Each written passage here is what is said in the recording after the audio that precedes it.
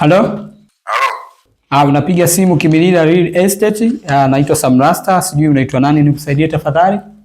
Mimi naitwa Gomba, napiga simu kutoka Chanika. Okay, karibu. Mimi nimewacheki, nimeambiwa nyinyi mnahusika na masuala ya nyumba, kwa hiyo na nyumba yangu mimi nataka niiuze. Wewe brother, yaani mwaka unaanza wewe unauza nyumba. Hivi mwaka ukija kufikia nusu wewe unajiuza na wewe mwenyewe?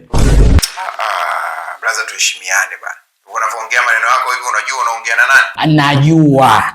Yaani naongea na masikini aliyofilisika hohe hae mpaka anaamua kuuza nyumba.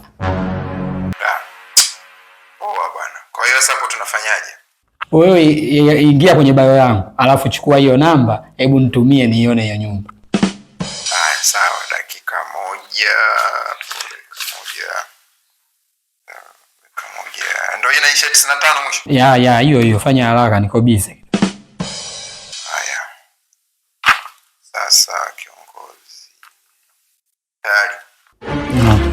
Ngoja niangalie. Leo kazi ipo. Kazi ipo. Mama. Sasa kaka, wewe unauza nyumba au unauza kiwanja chenye banda? Mama yangu. Brother, unajua unadharau sana. Acha dharau brother. Hiyo nyumba iko sehemu nzuri sana unajua. Bwana wewe, sehemu nzuri Chanika zingiziwa? Hati kwanza, hati unayo? Hapana, hati sina mimi. Tunaandikishana tu serikali ya mtaa, hakuna shida. Hakuna masuala, hakuna shida. Sasa kama hati una, tunahama sasa. Tunatoka kwenye kiwanja tunakuja kwenye eneo.